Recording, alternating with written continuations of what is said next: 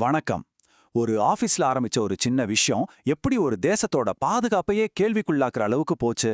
இது வெறும் ஒரு ஆபீஸ்ல நடந்த பிரச்சனைய பத்தின கதை இல்ல.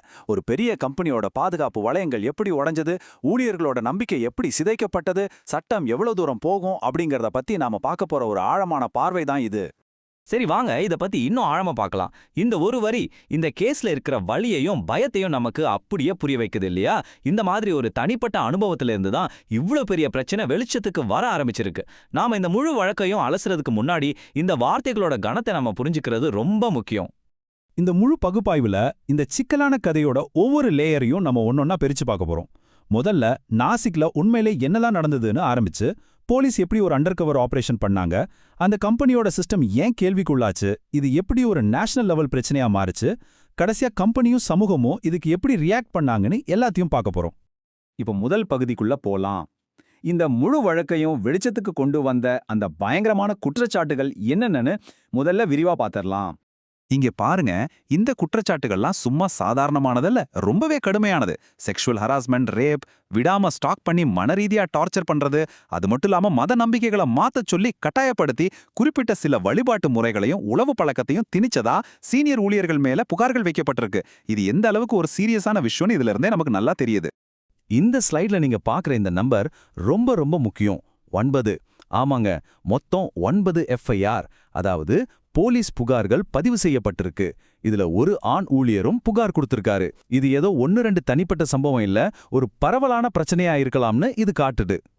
இன்னொரு முக்கியமான விஷயம் என்னன்னா, இந்த சம்பவங்கள்லாம் ஏதோ ஒரு நாள்ல இல்லனா ஒரு மாசத்துல நடக்கல. கிட்டத்தட்ட 4 வருஷமா தொடர்ந்து நடந்ததா சொல்லப்படுது. இது தற்செயலா நடந்த ஒரு நிகழ்வுங்கிறத தாண்டி ஒரு தொடர்ச்சியான தவறான நடத்தை இருந்திருக்கலாமோங்கிற சந்தேகத்தை இது உண்டாக்குது. சரி, இப்ப அடுத்த பகுதிக்கு வருவோம். இவ்ளோ பெரிய குற்றச்சாட்டுகள் இருக்கிற இந்த வழக்க போலீஸ் எப்படி வெளியில கொண்டு வந்தாங்க, அவங்க ஆதாரங்களை சேகரிக்க செஞ்ச அந்த வித்தியாசமான முறைகளை பத்தி இப்போ நாம பார்க்கலாம். இந்த கேஸோட டேர்னிங் பாயிண்டே இந்த அண்டர் கவர் ஆபரேஷன் தான். ஒரு குடும்பத்தோட புகார் வந்ததுக்கு பிறகு பெண் police constables house keeping staff மாதிரி வேஷம் போட்டு அந்த ஆபீஸ்க்குள்ள ஒரு மாசம் வேலை செஞ்சிருக்காங்க. உள்ள இருந்தே எல்லாத்தையும் கண்காணிச்சு ஆதாரங்களை சேகரிச்சு கடைசியா மார்ச் மாசம் முதல் எஃப்ஐஆர் போட்டு அரெஸ்ட் பண்ணிருக்காங்க. இது நிஜமாவே ஒரு சினிமா மாதிரி இருக்குல்ல? இப்போ நம்மளோட கவனம் முழுக்க அந்த கம்பெனியோட உள்கட்டமைப்பு மேலதான். இவ்ளோ பெரிய ஒரு கம்பெனிக்குள்ள இவ்ளோ நாள் இது எப்படி நடக்க முடிஞ்சது? குறிப்பா ஊழியர்களோட பாதுகாவலனா இருக்க வேண்டிய அந்த ஹியூமன் ரிசோர்ஸ் டிபார்ட்மெண்ட், அதாவது ஹெச்ஆரோட பங்கு என்ன? இதை நாம புரிஞ்சுக்க முதல்ல பாஷ் கமிட்டினா என்னன்னு தெரிஞ்சுக்குவோம். இது பாலியல் துன்புறுத்தல் தடுப்பு சட்டத்தின் கீழே எல்லா கம்பெனிலையும் கட்டாயமா இருக்க வேண்டிய ஒரு அமைப்பு. இது மாதிரி புகார்களை ஊழியர்கள் தைரியமா சொல்றதுக்கான முதல் இடம் இதுதான். இது வெறும் கம்பெனி ரூல் இல்ல, சட்டப்படி ஒவ்வொரு ஊழியருக்கும் இருக்கிற உரிமை. இந்த ஸ்லைட்ல ரொம்பவே சுவாரஸ்யமான விஷயம் என்னன்னா, ஒரு ஹெச்ஆர் மேனேஜரோட கடமைக்கும் அவங்க செஞ்சதா சொல்லப்படுற செயலுக்கும் இருக்கிற அந்த பெரிய முரண்பாடு தான். புகாரை விசாரிச்சு நடவடிக்கை எடுக்க வேண்டிய அந்த அதிகாரியே பாதிக்கப்பட்ட பொண்ணுகிட்ட போய் இதெல்லாம் சகஜம்பா விட்டுடு அப்படின்னு சொல்லி புகாரை முச்சியாக்கல பிரயத்னப்பட்டதா சொல்லப்படுது. இதுதான் இந்த வழக்கையே புரட்டி போட்டிருக்கு. ஐடி துறையோட சீனியர் எக்ஸ்பர்ட் மோகன்தாஸ் பாய் சொல்ற மாதிரி, கம்பெனிக்குள்ள இருக்கிற இந்த மாதிரி பொறுப்பான அமைப்புகளே ஃபெயில் ஆகும்போது அது மொத்த சிஸ்டமும் ஃபெயிலான மாதிரி தான். அதாவது வேலியே பயிரமேஞ்ச கதை தான். இந்த வழக்குல அடுத்த கட்டம் என்னன்னா, இது எப்படி ஒரு லோக்கல் போலீஸ் ஸ்டேஷன்ல இருந்து பல நேஷனல் ஏஜென்சிகளோட கவனத்துக்கு போய் ஒரு பெரிய விசாரணையா மாறிச்சுங்கிறது தான். இந்த டேபிள பாருங்க, லோக்கல் நாசிக் போலீஸ் மட்டும் இல்ல, மகாராஷ்டிராவோட தீவிரவாத எதிர்ப்பு படையான ஏடிஎஸ், நேஷனல் இன்வெஸ்டிகேஷன் ஏஜென்சியான NIA, national commission for women, கடைசியா நம்ம சுப்ரீம் கோர்ட் வரைக்கும் பல பெரிய அமைப்புகள் இந்த கேஸ்ல இப்போ சம்பந்தப்பட்டிருக்கு. இதுலேருந்தே தெரியுது, இது வெறும் ஆஃபீஸ் பிரச்சனைங்கிறத தாண்டி தேசிய பாதுகாப்பு மாதிரியான பல கோணங்கள்ல இப்ப பார்க்கப்படுது. இந்த கேஸோட சட்ட பரிமாணம் இன்னும் சீரியஸானது.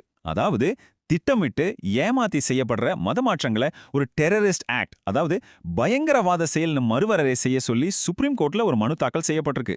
இது மட்டும் சட்டமா வந்துச்சுன்னா இந்த மாதிரி குற்றங்கள் தேசிய பாதுகாப்புக்கு அச்சுறுத்தலா கருதப்படும். சரி, இந்த நியூஸ்லாம் வெளியே வந்ததும் அந்த கம்பெனி உடனடியா என்ன ஆக்ஷன் எடுத்தாங்க, சமூகத்தோட ரியாக்ஷன் எப்படி இருந்துச்சுன்னு இப்ப பார்க்கலாம். டிசிஎஸ் கம்பெனி உடனடியா சில ஸ்டெப்ஸ் எடுத்திருக்காங்க. குற்றம் சாட்டப்பட்ட ஊழியர்களை சஸ்பெண்ட் பண்ணி ஒரு உயர்மட்ட உள்விசாரணையை ஆரம்பிச்சிருக்காங்க. அது மட்டும் இல்லாம போலீஸ்க்கு முழு ஒத்துழைப்பு கொடுக்கறதாவும் நாசிக் ஊழியர்களோட பாதுகாப்புக்காக அவங்கள வீட்டில இருந்து வேலை செய்ய சொல்லி அறிவிச்சிருக்காங்க. டாடா குழுமத்தோட சேர்மன் திரு என் சந்திரசேகரனே இந்த குற்றச்சாட்டுகளை ரொம்பவே கவலைக்குரியது அப்படின்னு சொல்லியிருக்காரு. இதுல இருந்தே இந்த விஷயத்த அந்த குரூப் எவ்வளவு சீரியஸா பாக்குதுன்னு நமக்கு தெரியுது. ஆக இந்த முழு நிகழ்வும் நம்ம எல்லார்கிட்டயும் ஒரு ஆழமான கேள்வியை எழுப்புது. ஒரு பெரிய கம்பெனியோட உள்பாதுகாப்பு அமைப்புகளே பாதுகாக்க வேண்டியவங்களாலேயே வேலை செய்யாம போகும்போது அந்த கம்பெனியோட அல்டிமேட் ரெஸ்பான்சிபிலிட்டி என்ன?